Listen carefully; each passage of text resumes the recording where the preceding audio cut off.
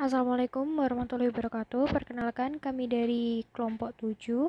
Di sini kami akan membahas materi ketujuh, yaitu tentang teori perilaku konsumen.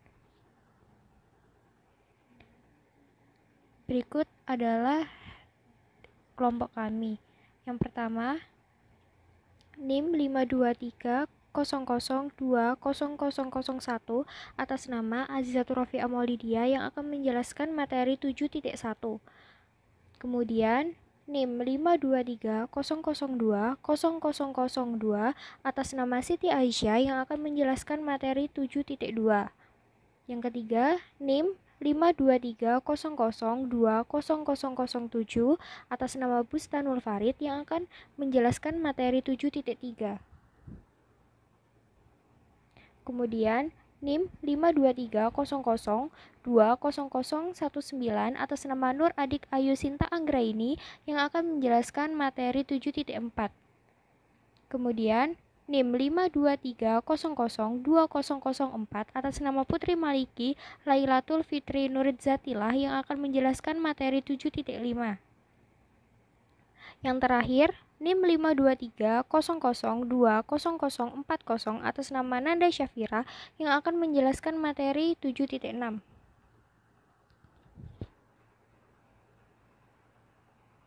Dan berikut adalah subtema dari materi teori perilaku konsumen.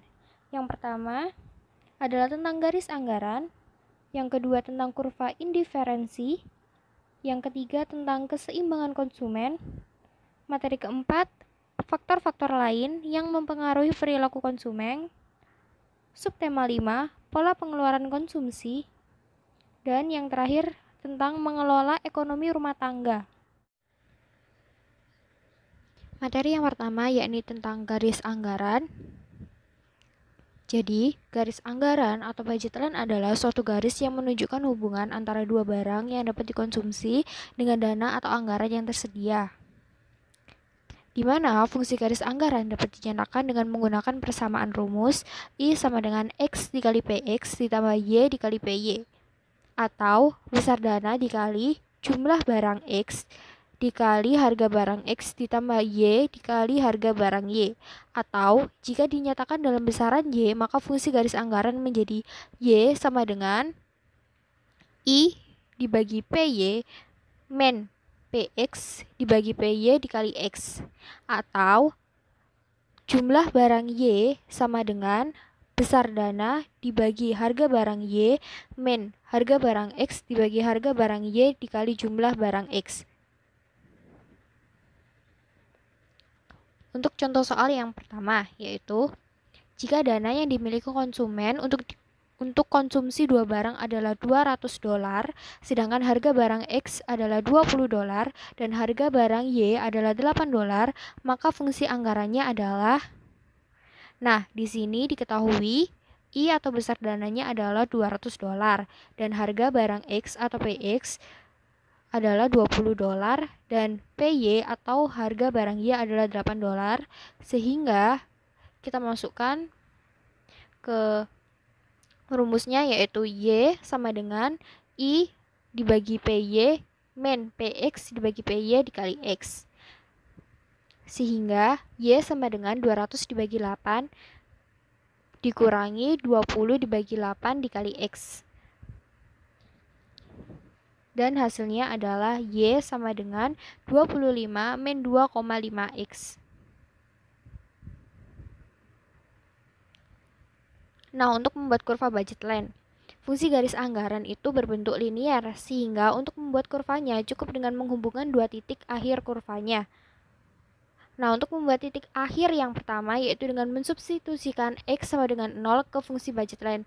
Nah, tadi kan kita ketahui bahwa fungsi budget line-nya yaitu Y sama dengan 25 min 2,5X. Nah, jadi disubstitusikan X-nya itu diganti dengan 0, sehingga menjadi Y sama dengan 25 min 2,5 dikali 0, dan menjadi Y sama dengan 25. Jadi, untuk titik Y-nya adalah 25. Membuat titik akhir yang kedua yaitu dengan mensubstitusikan Y sama dengan 0 ke fungsi budget line. Tadi kan fungsi budget lainnya Y sama dengan 25 min 2,5X, sehingga ketika disubstitusikan Y sama dengan 0 menjadi 0 sama dengan 25 min 2,5X. X sama dengan 25 dibagi 2,5 dan ketemunya X sama dengan 10. Sehingga titik kurvanya adalah X, Y sama dengan 10,25. Nah, ini adalah bentuk kurva dari budget line fungsi yang tadi, di mana di sumbu Y itu berada di titik 25 dan di sumbu X berada di titik 10. Dan titik A memperlihatkan bahwa konsumen menghabiskan anggarannya untuk barang Y sebanyak 25 unit, sedangkan titik F menunjukkan anggaran yang tersedia hanya dibelanjakan untuk barang X sebanyak 10 unit. Jadi maksudnya dengan anggaran $200 yang tadi itu bisa dibelanjakan barang Y maksimal sebanyak 25 unit atau barang X maksimal hanya 10 unit. Jadi kurva tadi itu bisa bergeser karena yang pertama, besarnya anggaran bertambah atau berkurang. Yang kedua, kurva bergeser karena harga kedua barang bertambah atau berkurang. Yang ketiga, kurva bergeser karena harga salah satu barang berubah. Untuk contoh yang pertama yaitu pergeseran kurva karena anggaran berkurang. Misal, jika besar dana yang dimiliki konsumen berkurang dari $200 menjadi $100 dan harga barang X dan Y tetap, maka kurvanya jadi untuk mencari titik Y, rumusnya yaitu Y sama dengan besar dana dibagi harga barang Y sama dengan 100 dibagi 8 sama dengan 12,5. Jadi titik Y-nya adalah 12,5. Dan X sama dengan besar dana dibagi harga barang X atau 100 dibagi 20 sama dengan 5. Maka titik kurvanya adalah X, Y sama dengan 5,12,5. Maksudnya ketika dananya berkurang dari $200 menjadi $100, maka kemampuan konsumen untuk membeli barang Y hanya 12,5 unit dan kemampuan konsumen untuk membeli barang X itu maksimal 5 unit. Contoh yang kedua yaitu pergeseran kurva karena salah satu harga barang berubah. Misal, jika besar dana yang dimiliki konsumen tetap $200, namun harga barang X naik dari $20 menjadi $40 dan harga barang Y tetap $8, maka kurvanya, caranya juga sama yaitu membagi besar dana dibagi dengan harga barang. Y sama dengan 200 dibagi 8 sama dengan 25 dan X sama dengan 200 dibagi 40 sama dengan 5. Maksudnya ketika harga barang X itu naik, maka kemampuan konsumen dengan dana yang tetap itu hanya mampu membeli barang X sebanyak 5 unit. Yang semula ia mampu membeli 10 unit, karena harganya naik sehingga konsumen hanya mampu membeli 5 unit saja. Dan di samping itu adalah gambar kurvanya, di mana garis yang berwarna biru adalah garis budget line yang awal dan garis yang berwarna oranye adalah garis budget line setelah perubahan. Teori perilaku konsumen. Ada dua pendekatan untuk mengukur suatu kepuasan konsumen. Yang pertama yaitu menggunakan pendekatan kardinal atau kepuasan yang dapat diukur. Kemudian yang kedua yaitu menggunakan pendekatan ordinal atau kepuasan yang tidak bisa diukur. Adapun pengertian dari pendekatan kardinal itu sendiri, yaitu pendekatan kardinal adalah ukuran dari kepuasan dapat berupa satuan utility ataupun secara nominal. Keputusan untuk mengkonsumsi barang berdasarkan perbandingan antara manfaat dengan biaya penggunaannya. Sedangkan pendekatan ordinal, yaitu pendekatan ini menyatakan bahwa utilitas tidak dapat dihitung melainkan hanya dapat dibandingkan. Jadi, menurut teori ini, yang berlaku adalah apakah seseorang konsumen lebih menyukai kombinasi barang tertentu daripada kombinasi barang lainnya. Keseimbangan konsumen. Keseimbangan konsumen ini yaitu konsumen berusaha memaksimumkan kepuasan atau utility pada dua jenis barang atau jasa pada tingkat pendapatan atau konsumsi tertentu. Kemudian kita dapat melihat pada grafik keseimbangan konsumen ini. Pada grafik ini terdapat garis budget line, di mana garis budget line ini yaitu garis yang menghubungkan antara titik-titik kombinasi komoditi X dan Y yang dapat dibeli pada tingkat pendapatan tertentu. Kemudian kita dapat melihat terdapat garis kurva interference. Kurva interference ini yaitu garis utilitas yang sama besar dari kombinasi barang. Kemudian di bawah garis budget line ini terdapat budget space, di mana budget space yaitu ruang anggaran belanja yang dapat dibeli. Kita dapat melihat bahwa kurva interference pertama yaitu pada titik A dan B. Hal ini menunjukkan bahwa kepuasan konsumen masih belum optimal. Kemudian pada kurva interference ketiga, pada titik D, anggaran konsumen ini masih belum mencukupi untuk memenuhi kebutuhan barang X dan Y. Kemudian pada kurva interference kedua, pada titik C, pada titik inilah konsumen telah mencapai titik optimumnya. Jadi, keseimbangan konsumen akan tercapai ketika kurva interference konsumen ini dengan garis anggaran itu bersinggungan dan akan menimbulkan titik optimum konsumen. Secara sistematis, slope kurva interference sama dengan slope kurva anggaran. Jadi, syarat keseimbangan konsumen adalah perpotongan antara budget line dengan kurva interference, di mana pada kurva ini yaitu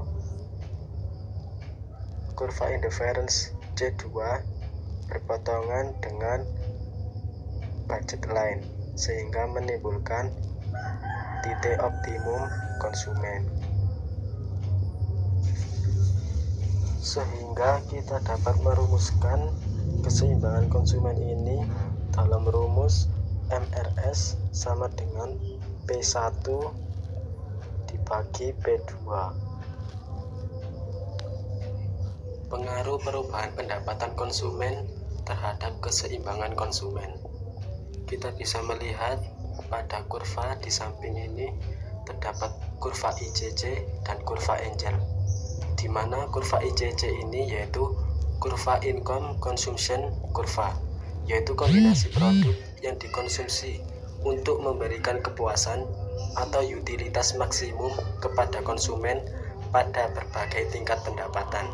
Sedangkan kurva Angel yaitu menunjukkan hubungan antara pendapatan konsumen dengan jumlah barang yang dikonsumsi.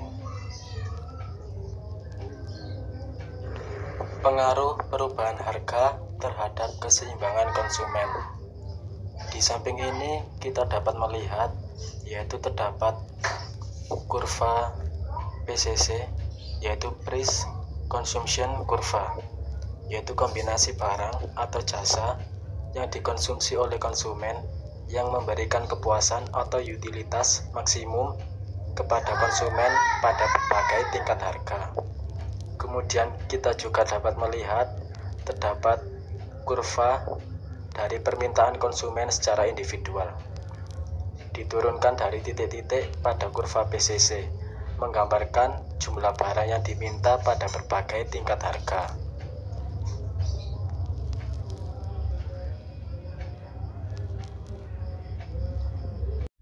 Oke, saya akan menyampaikan materi yang keempat, yaitu faktor lain yang mempengaruhi perilaku konsumen. Sebelum itu, mari kita telusuri dulu apa sih perilaku konsumen itu. Perilaku konsumen adalah proses dan aktivitas ketika seseorang berhubungan dengan pencarian, pemilihan, penggunaan, serta pengevaluasian produk atau jasa. Jadi, perilaku konsumen dapat disederhanakan menjadi perilaku individu atau konsumen dalam mengambil sebuah keputusan. Sekarang menuju faktor dalam pengambilan keputusan. Yang pertama, terdapat faktor utama yang terbagi menjadi 3, yaitu faktor perbedaan individu, faktor lingkungan, proses psikologis.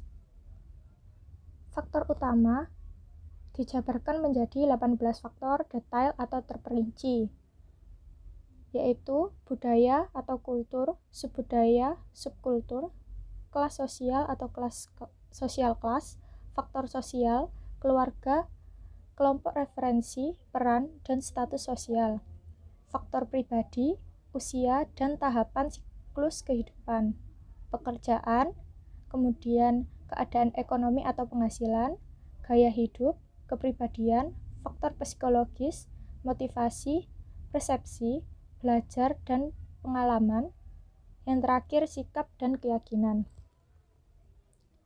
Yang pertama yaitu faktor utama. Faktor perbedaan individu yang terdiri dari sumber daya konsumen, motivasi, dan keterlibatan, pengetahuan, sikap, kepribadian, gaya hidup, dan demografi. Yang kedua, faktor lingkungan yang terdiri dari budaya, kelas sosial, pengaruh pribadi, keluarga, dan status. Yang ketiga, proses psikologis terdiri dari pengolahan informasi, pembelajaran, perubahan, sikap atau perilaku. Next, yaitu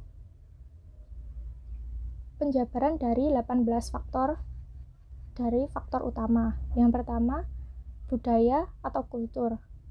Dimiliki oleh setiap daerah, kota, negara yang ditinggali, yang saling terkait, di mana nilai-nilai, kebiasaan, adat istiadat, tradisi, dan kepercayaan melekat pada seseorang yang mempengaruhi cara berpikir untuk memilih suatu produk. Yang kedua, subbudaya atau kultur. Untuk faktor subbudaya atau kultur hampir sama dengan faktor budaya, hanya saja lebih ditekankan pada pola pemikiran yang dipengaruhi oleh kebangsaan, agama, ras, dan wilayah geografis. Yang ketiga, yaitu kelas sosial. Di masyarakat terdapat 3 kelas, yaitu kelas atas, menengah, dan bawah. Individu akan lebih menunjukkan dengan membeli produk yang sesuai dengan kelas mereka. Semakin atas kelas mereka akan membeli produk yang lebih mahal. Sebaliknya, jika kelas mereka rendah, maka produk yang dibeli akan menyesuaikan kebutuhan pokok saja. Yang keempat, kelas sosial. Kelas sosial yang pertama dipengaruhi dari keluarga. Faktor ini sangat penting karena seseorang akan mendapat karakter, selera awal dari keluarga, sehingga penentuan produk akan tergantung dari faktor keluarga itu sendiri.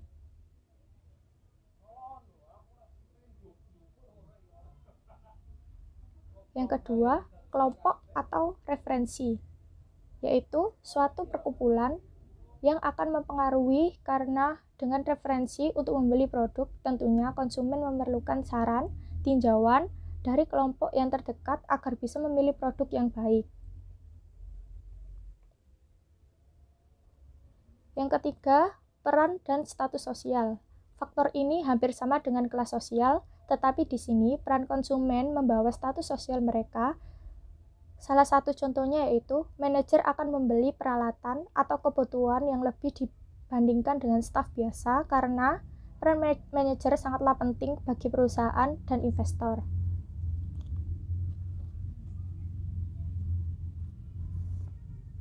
Yang keempat, faktor pribadi. Faktor pribadi biasanya pembeli akan menunjukkan secara spontan produk yang dibutuhkan, dipengaruhi oleh usia atau tahap siklus hidup, pekerjaan, keadaan ekonomi, gaya hidup, kepribadian, dan konsep diri. Faktor pribadi terbagi kembali menjadi 5, yaitu yang pertama, usia dan tahap kehidupan. Semakin tua usia seseorang, tentunya kebutuhan yang diperlukan akan semakin beragam. Keberagaman itu menjadi faktor pemilihan suatu produk yang lebih dibutuhkan. Yang kedua, pekerjaan. Pekerjaan merupakan faktor hampir sama dengan peran dan status sosial masyarakat akan lebih memilih produk untuk menunjang pekerjaan mereka. Jadi, faktor ini hanya untuk kebutuhan pokok pekerjaan mereka. Yang ketiga, keadaan ekonomi atau penghasilan. Konsumen akan membeli produk yang sesuai dengan kantong mereka. Yang keempat, kepribadian. Tentunya setiap individu memiliki selera yang berbeda-beda. Selera ini akan menentukan produk yang disukai. Biasanya individu memiliki kepribadian yang khas yang menggambarkan produk apa yang akan nantinya ia pilih. Yang kelima, gaya hidup. Gaya hidup individu akan menentukan sikap, persepsi, produk yang akan dan dibutuhkan oleh gaya hidup mereka yang tentunya dipengaruhi oleh lingkungan sekitar. Yang keenam, faktor psikologis. Berdasarkan faktor psikologis sendiri yaitu faktor yang terdapat dalam diri kita sendiri. Biasanya dipengaruhi dari internal ataupun dari eksternal. Psikologi seseorang dipengaruhi oleh motivasi yang mendesak seperti kebutuhan dasar, persepsi, atau penafsiran individu terhadap produk yang akan dibeli. Yang kedua, belajar dan dari pengalaman individu dapat mempelajari produk yang akan dibeli. Selain itu, dapat dari pengalaman diri sendiri atau orang lain tentang produk tersebut, sehingga kita dapat memilih produk mana yang baik dan produk mana yang kualitasnya buruk. Kemudian, yang selanjutnya, sikap dan keyakinan. Sikap dan keyakinan terhadap suatu produk akan meyakinkan konsumen untuk membeli produk tersebut, yang nantinya akan membentuk citra tersendiri bagi sebuah produk. Jadi semakin kita meyakini akan produk tersebut, kita akan sering membeli dan menggunakan produk tersebut karena adanya keyakinan dan dari sikap diri kita sendiri. Nah, faktor-faktor yang sudah dipaparkan di atas tentunya agar dapat mempengaruhi pembelian dan cara konsumen tersebut berperilaku. Materi 5. Pola pengeluaran konsumsi. Pola pengeluaran konsumsi bisa disebut juga dengan pola konsumsi. Pola konsumsi berasal dari kata pola dan konsumsi. Pola adalah bentuk atau struktur yang tetap, sedangkan konsumsi adalah pengeluaran yang dilakukan oleh individu atau kelompok dalam rangka pemakaian barang dan jasa hasil produksi untuk memenuhi kebutuhan. Jadi, pola konsumsi adalah bentuk pengeluaran individu atau kelompok dalam rangka pemakaian barang dan jasa hasil produksi guna memenuhi kebutuhan.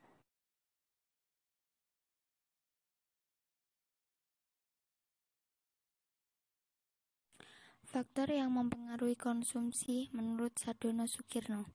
1. Kekayaan yang telah terkumpul. Kekayaan dari tabungan yang telah terkumpul atau bisa juga harta warisan dari orang tuanya. Dalam keadaan seperti ini, seseorang tersebut sudah tidak dapat terdorong atau termotivasi untuk menabung lebih banyak lagi, karena pendapatannya tersebut dapat digunakan untuk berkonsumsi di masa sekarang. Sebaliknya, untuk orang yang tidak memperoleh warisan, mereka akan termotivasi untuk mengumpulkan kekayaan untuk memenuhi kebutuhannya di masa depan.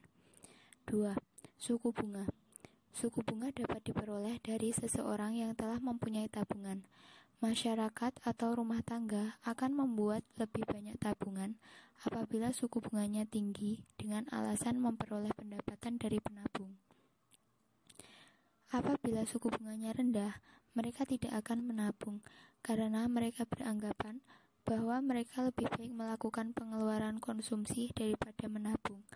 Dengan demikian, pada tingkat suku bunga yang rendah, masyarakat cenderung akan menambah pengeluaran konsumsinya. 3. Sikap berhemat. Setiap orang mempunyai sikap yang berbeda dilihat dari menabung ataupun berkonsumsi. Ada orang yang tidak begitu menyukai berbelanja yang berlebihan dan lebih mementingkan untuk ditabung. Akan tetapi, ada juga masyarakat yang mempunyai kecenderungan untuk berkonsumsi yang tinggi. 4. Keadaan perekonomian. Perekonomian yang tumbuh dengan teguh dan tidak ada pengangguran, masyarakat berkecenderungan melakukan pengeluaran yang lebih aktif. 5. Distribusi pendapatan. Masyarakat yang distribusi pendapatannya tidak merata, lebih banyak tabungan yang diperoleh. Golongan masyarakat ini memiliki kecenderungan untuk menabung yang tinggi. Oleh karena itu, mereka menciptakan tabungan sebanyak-banyaknya. Sedangkan masyarakat yang distribusi pendapatannya seimbang dan tingkat tabungannya relatif sedikit, karena mereka mempunyai tingkat konsumsi yang tinggi. 6. Tersedia tidaknya dana pensiun yang mencukupi. Apabila pendapatan dari pensiun jumlahnya besar, para pekerja tidak akan terdorong untuk melakukan tabungan yang banyak pada masa mereka bekerja. Sebaliknya, apabila pendapatan untuk dana pensiun sebagai jaminan hidup hari tua ini rendah atau tidak mencukupi, mereka akan cenderung menabung lebih banyak ketika mereka masih bekerja.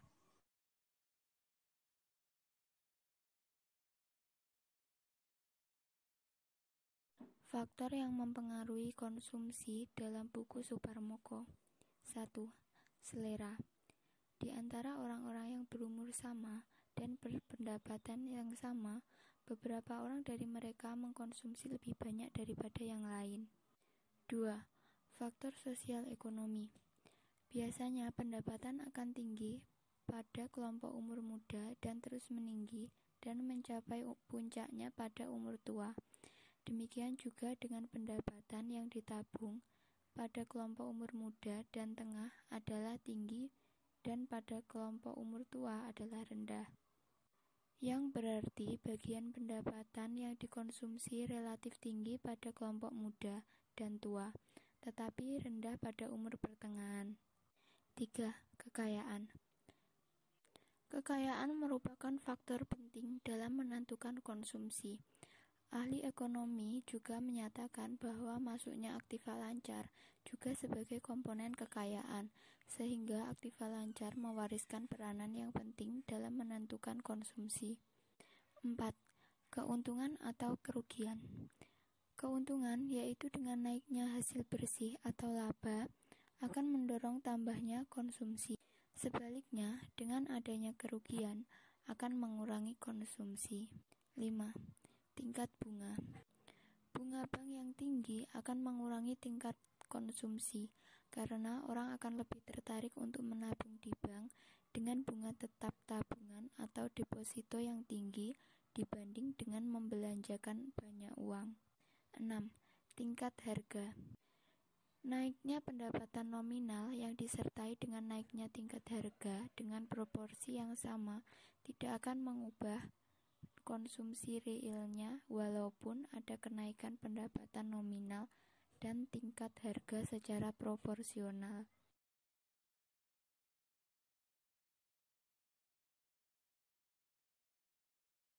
Faktor-faktor yang mempengaruhi konsumsi di masyarakat atau umum. 1. Pendapatan. 2. Iklan. 3. Perkiraan harga di masa mendatang. 4. Harga barang yang bersangkutan. 5. Ketersediaan barang dan jasa. 6. Selera atau mode. 7. Jumlah keluarga. 8. Lingkungan sosial dan budaya. Mengelola ekonomi rumah tangga. Rumah tangga atau bisa dikatakan dengan keluarga Keluarga adalah unit satuan masyarakat yang terkecil sekaligus merupakan suatu kelompok kecil dalam masyarakat. Keluarga biasanya terdiri dari suami, istri, dan anak-anaknya. Konsep keluarga menurut Ki Hajar Dewantara yaitu keluarga adalah kumpulan beberapa orang yang karena terikat oleh satu turunan, lalu mengerti dan merasa berdiri sebagai satu gabungan yang hakiki, esensial, enak, dan berkehendak bersama-sama memperteguh gabungan itu untuk memuliakan masing-masing anggotanya.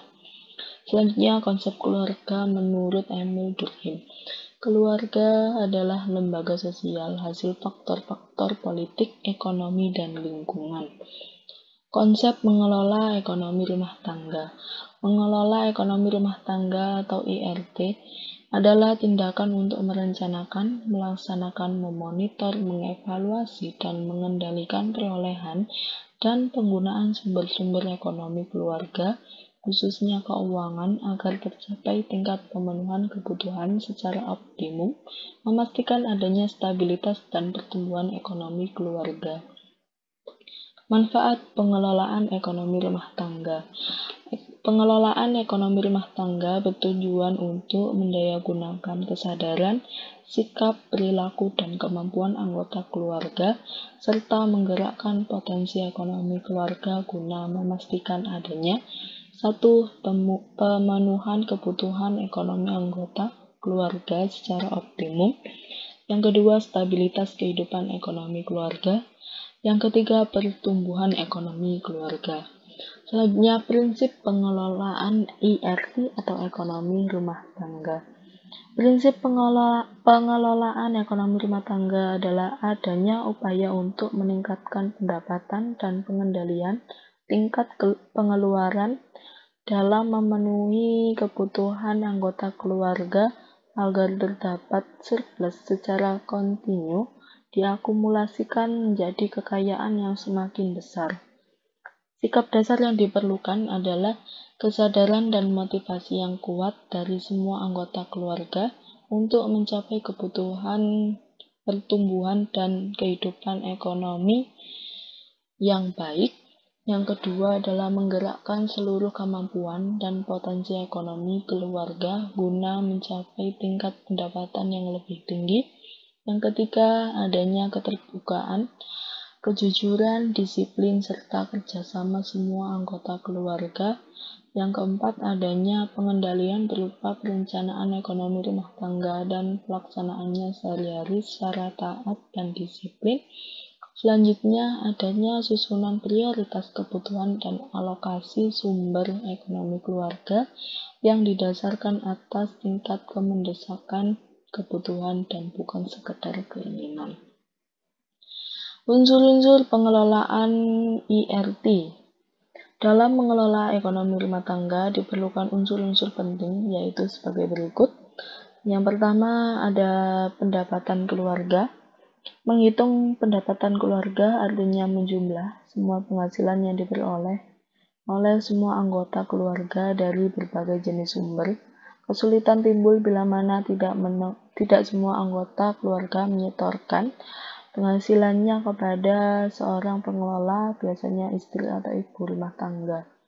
Yang kedua, ada rencana pengeluaran. Langkah pertama perencanaan anggaran belanja adalah menyusun berbagai jenis kebutuhan keluarga dalam urutan prioritas, yaitu sebagai berikut. Kebutuhan mutlak misalnya makan, pakaian, perumahan, kesehatan, pendidikan, transport. Kebutuhan yang penting yaitu pembayaran utang, angsuran kredit, olahraga, hiburan, dan rekreasi keluarga. Kebutuhan yang perlu, misalnya peningkatan mutu dari berbagai kebutuhan yang mutlak dan yang penting. Selanjutnya, kebutuhan yang kurang perlu, misalnya untuk kesenangan, hobi, rokok atau minuman, atau pembelian barang dan jasa yang tidak terlalu diperlukan. Selanjutnya, ada catatan realisasi. Disiplin melaksanakan rencana dan mencatat sama saja memonitor upaya mencapai tujuan. Berbagai penyimpangan dapat saja terpaksa dilakukan karena keadaan yang berubah dan atau rencana yang kurang cocok. Yang selanjutnya ada pendapatan dan pengeluaran. Selanjutnya ada pandangan dan sikap yang tepat tentang tabungan. Pandangan yang benar tentang menabung, sebenarnya menabung yang merupakan kunci untuk memperbaiki kehidupan ekonomi, lebih merupakan segala sikap, perilaku, dan disiplin manusia. Selanjutnya ada musyawarah keluarga. Musyawarah terutama bertujuan untuk menyusun rencana keuangan keluarga bulan berikutnya dan mengevaluasi pelaksanaan rencana anggaran bulan sebelumnya, memperbaiki kesalahan dan memecahkan masalah yang timbul dalam kehidupan ekonomi keluarga. Selanjutnya, permasalahan pengelolaan ART.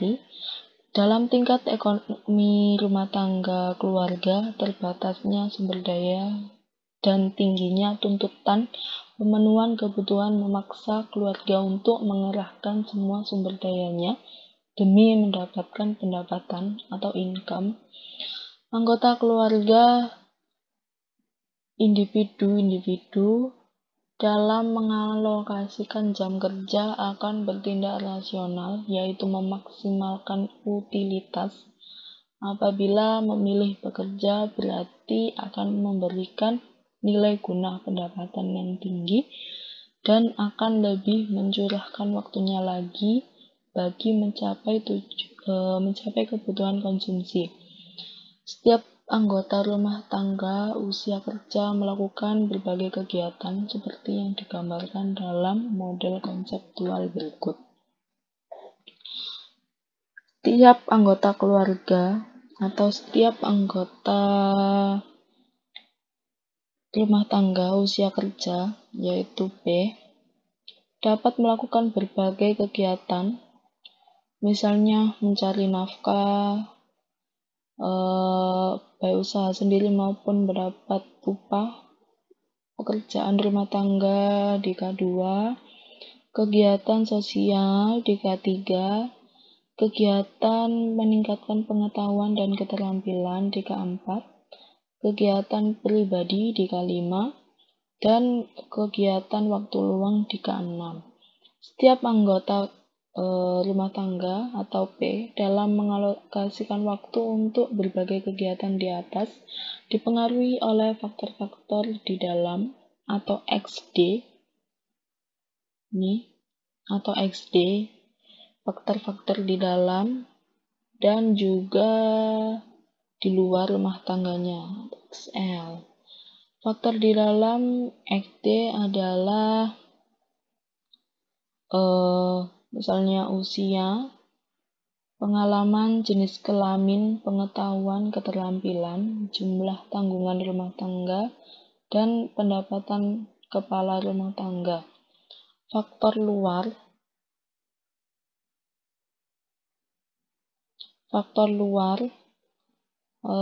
dari rumah tangga meliputi tingkat upah, barang-barang di pasar, jenis pekerjaan, teknologi, dan struktur sosial. Sekian dari penjelasan dari kelompok kami. Terima kasih sudah menonton dan mendengarkan penjelasan dari kelompok kami. Wassalamualaikum warahmatullahi wabarakatuh.